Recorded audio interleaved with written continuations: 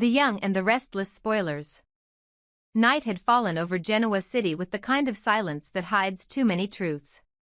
The streets glowed with wet reflections of neon light, and the city that usually hummed with ambition now seemed to hold its breath. Inside the Grand Phoenix, laughter and small talk filled the air as the elite mingled under chandeliers, but Nick Newman's world had shrunk to a heartbeat of panic the moment Sienna walked through the door. She appeared like a ghost he thought he had buried, her dark eyes finding his across the room with quiet precision. For an instant, time froze, every conversation, every sound seemed to fade beneath the weight of memory. Sharon noticed it, the flicker of fear in Nick's expression, the way his jaw tightened and his hand trembled slightly before he turned away. She knew that look, it wasn't shock or anger. It was guilt. And that terrified her more than anything. Sharon's instincts had always been sharp when it came to Nick, sharpened by years of love and heartbreak, of knowing him better than he sometimes knew himself. But this reaction to Sienna was different. It wasn't romantic tension or nostalgia. It was dread, pure and unfiltered. Sharon tried to shake it off, to convince herself that she was imagining things, that the strange connection between them was just an echo from some old business matter. But the unease gnawed at her all evening, burrowing into her thoughts until she couldn't ignore it anymore. Nick and Sienna avoided speaking in public, their avoidance so deliberate that it only drew more attention. They exchanged glances like two people who shared a secret too dangerous to name. Every time their eyes met, the air thickened, and every time they turned away, Sharon felt a chill crawl down her spine. When the party ended and the city quieted into the soft hum of midnight, Nick slipped away. He told Sharon he needed air, that the crowd was too much, his words too casual, his smile too forced. She watched him leave, pretending to busy herself with her phone, but inside her chest her heart was pounding. Something was wrong, she could feel it. Minutes later, when she saw him from her window crossing the parking lot wearing a baseball cap pulled low and his collar turned up, she made her decision. She grabbed her coat, waited a moment, and followed. The air outside was cold and sharp. Sharon kept her distance, her footsteps muffled by the damp pavement. She didn't know what she was looking for, only that she couldn't let him go alone. Nick drove fast, turning down streets she didn't recognize, away from the heart of the city and toward the edge where the lights grew sparse. When he finally stopped, it was in front of a small townhouse, modest, quiet, almost hidden behind the trees. Sharon parked a block away and watched as he walked up the path, his shoulders tense beneath his jacket. Nick pressed the doorbell, his hands trembling slightly. When the door opened, Sienna stood there in a silk robe, her face soft with surprise and something darker, expectation. Without a word, she stepped forward and wrapped her arms around him, pressing her face to his chest as if she had been waiting for this moment all night. But Nick didn't return the embrace. He stiffened, his hands gripping her shoulders as he pushed her gently but firmly away. Sharon's breath caught from where she watched in the shadows. She couldn't hear the words, but she could feel the tension in the air like electricity before a storm. Nick's voice rose slightly, his gestures sharp and agitated. He was saying something final, something painful. Inside, Nick's mind was a war zone of regret and fury. He told her it was over, all of it. Whatever they had, whatever mistakes they had made, it had to stay buried. He told her to move on, to stop clinging to something that had already died. But Sienna only stared at him with a fragile smile that didn't reach her eyes. Her voice trembled with emotion as she told him she couldn't let go, that she still loved him, that she didn't care about the past or what it cost. Her words twisted the knife in his chest. Nick felt his control slipping. He wasn't angry at her, not really. He was angry at himself, at what he'd done, at the line he'd crossed, at the secret that tied them together like a curse. Their affair had been a mistake born from weakness, from loneliness, from his desperate attempt to escape his own demons. But what had come after, that night, that decision, was what truly haunted him. There were things that neither of them could ever say aloud. Things that could destroy more than reputations. Sharon's intuition had been right, there was something hidden, something dangerous. The reason Nick wanted Sienna gone wasn't heartbreak, it was fear. Fear that she might talk. Fear that someone might find out what really happened the night her car went off the road. Fear that the truth would resurface, pulling him down with it. As Sharon stood outside, watching through the sliver of light from the window, her mind raced. Sienna's body language was pleading, desperate. Nick's was defensive, restrained, almost trembling. When Sienna reached out to touch his arm again, he flinched. That reaction sent a chill through Sharon. It wasn't the recoil of a man avoiding temptation, it was the reflex of someone afraid of being exposed. She couldn't make sense of it, but she could feel that something between them wasn't simply emotional, it was criminal, maybe even tragic. Sienna stepped closer again, tears glistening in her eyes as she whispered words that Sharon couldn't hear. Nick's expression hardened. He shook his head, running a hand over his face as if trying to erase her from memory. He turned toward the door, ending it for good. But before he left, he said something that made Sienna freeze, her expression twisting into anguish and anger. Whatever he told her broke something inside her. She collapsed onto the couch as he left, her sobs muffled by the walls, her silhouette crumpled and small in the dim light.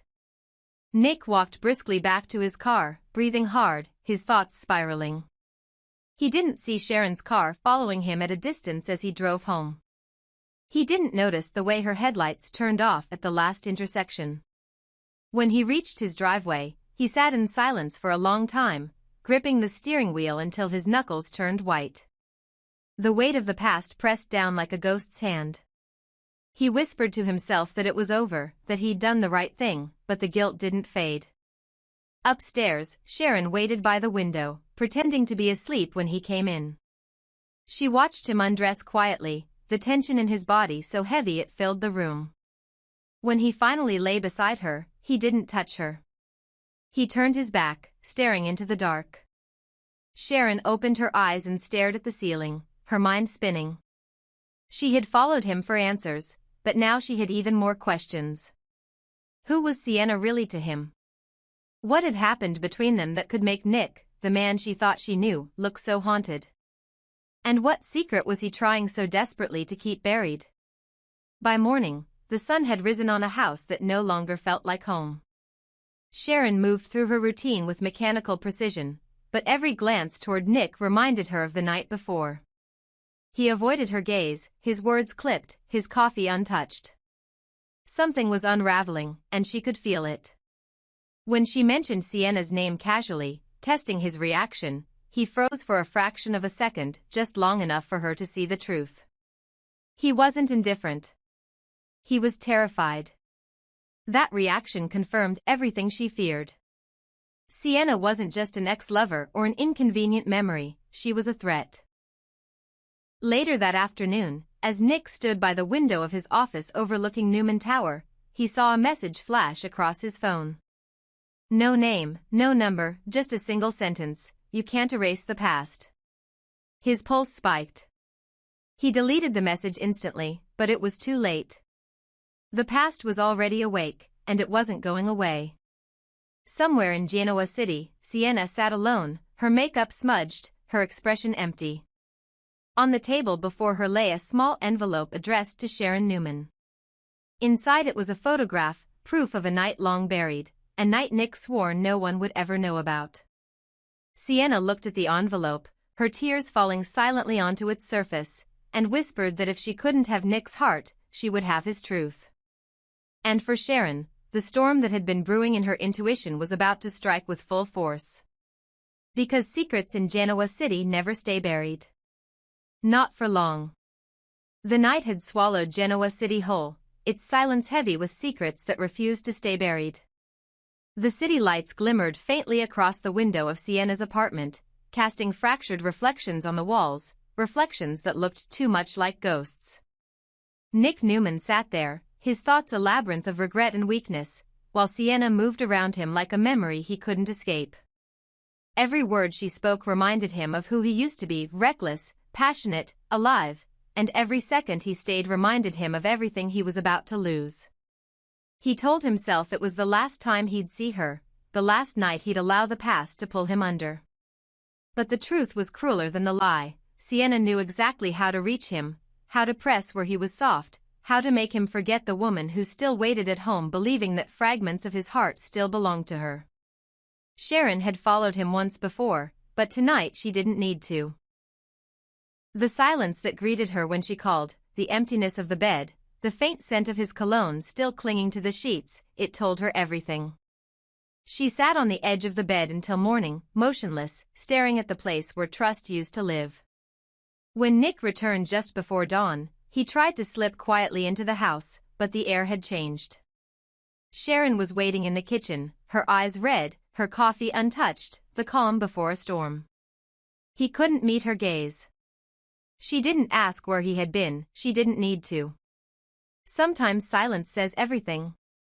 She whispered his name once, her voice trembling, and that was enough to make him look up. For a moment, he saw the reflection of every promise he had broken staring back at him. Sharon didn't shout. She didn't cry in front of him. She simply told him that she was done being the woman who waited for him to decide who he wanted to be. Then she turned away, walking up the stairs as if each step cost her a piece of her soul. Nick wanted to follow her, to beg, to explain that he didn't mean for any of this to happen, but explanations are useless when betrayal is already written in silence. By the next morning, news of Nick and Sienna's reunion, or whatever it was, began to circulate quietly through Genoa City. Whispers traveled fast, fed by curiosity and judgment. At Crimson Lights, even the air seemed different. Sharon stood behind the counter, her face composed but distant. Faith had called from school, worried after hearing rumors from friends. Noah, still recovering in Los Angeles, had no idea that his family was once again tearing itself apart. For Sharon, the heartbreak wasn't just about losing Nick again, it was about realizing that she had wasted her strength hoping he would change. She had loved him through decades of chaos, through lies, through women who came and went like passing storms. She had believed that one day, when everything else fell apart, they would still find their way back to each other. But the truth was staring her in the face now. Nick Newman was incapable of being anyone's forever. Meanwhile, Sienna basked in her hollow victory. She believed she had won, that by pulling Nick back into her orbit she had undone the hold Sharon had on him. But victory in Genoa City is a curse disguised as triumph. The morning after, she awoke alone. Nick had left without a word, leaving behind nothing but a mess of emotions she could neither control nor understand. She thought she had reclaimed his heart, but what she really had was his guilt. And guilt is not love. She poured herself a drink at noon, staring at her reflection in the glass. Beneath the surface confidence, there was fear that she had crossed a line she couldn't uncross. She had wanted revenge for the pain Nick caused her years ago, but in trying to reclaim him, she had lost herself instead. Nick's guilt festered in silence. He spent the next few days buried in work, avoiding everyone, pretending that if he stayed busy enough the truth would fade. But Sharon's absence haunted him more than her anger ever could. She had stopped calling, stopped asking, stopped caring, and that indifference was what broke him. When he saw her across town one afternoon, helping Faith organize a fundraiser, she smiled politely and walked past him without a word. It was that calm detachment that made him realize the depth of what he'd destroyed. For the first time in his life, Nick felt truly invisible to the woman who had once been his anchor. But Sharon's pain was far from still. At home, alone, she let the tears come. She replayed every memory of their life together, the laughter, the forgiveness, the endless cycle of breakups and reconciliations. How many times had she promised herself she wouldn't go back? How many times had she broken her own heart for him? She wondered what kind of woman keeps trying to heal a man who doesn't want to be healed. The answer was cruelly simple, one who loves too deeply for her own good. But love had turned to exhaustion, and exhaustion had turned to resolve. Sharon decided that this time, she wouldn't chase him. She would rebuild her peace, not her marriage. Back at Newman Enterprises, Nick's reputation began to suffer quietly. His distracted behavior caught Victoria's attention. She confronted him in her usual cold, businesslike tone, asking whether he was letting his personal life interfere with his responsibilities again. He brushed it off, but even she could see the cracks forming. Sienna, meanwhile, began to spiral. She had gotten what she wanted, a night of validation, but not the emotional power she had craved. Nick's rejection afterward sent her into panic mode. She began sending messages, calling, appearing unannounced at his office. When he ignored her, she turned vindictive. She reminded him of their shared secret, the one from years ago, the incident that could still ruin him if it ever came to light. Her voice trembled when she threatened to tell Sharon everything, to expose what really happened in Phoenix before their affair ended the first time. Nick snapped. The anger he had tried to bury erupted as he told her to stay out of his life for good, warning that if she crossed him again, she would regret it. But Sienna wasn't someone who understood boundaries, she only understood attention. When she realized she couldn't have him through affection, she would try to keep him through fear. What neither of them realized was that Sharon had already seen enough to begin putting the pieces together. She knew Sienna wasn't just an old flame. She was something darker, a ghost from a part of Nick's life that he had never fully explained. And as Sharon began to dig into Sienna's past, she discovered connections that made her blood run cold. Financial transfers between Sienna and a private investigator who had once been hired to shadow Noah years ago. Suddenly, everything connected. The crash, the secrets, the fear in Nick's eyes the night Sienna returned, it was all part of the same tangled web.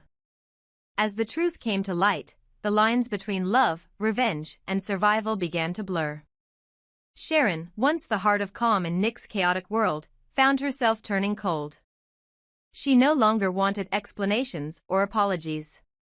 She wanted clarity. She wanted freedom. And in that moment, Nick realized he was losing not just Sharon, but the last part of himself that was still good.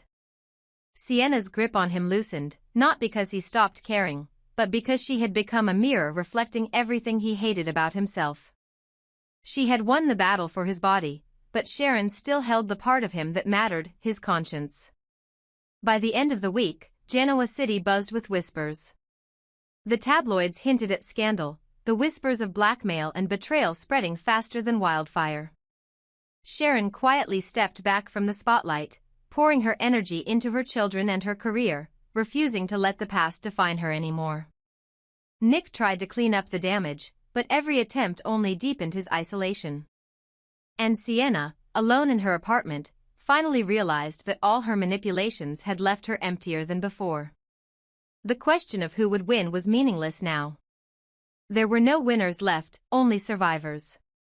Sharon walked away stronger but scarred, Nick remained trapped in his own guilt, and Sienna faded into the kind of loneliness that feels like punishment. Genoa City had seen its share of heartbreaks, but few as quietly devastating as this one, a reminder that sometimes the greatest betrayals don't come from enemies, but from the people we keep forgiving.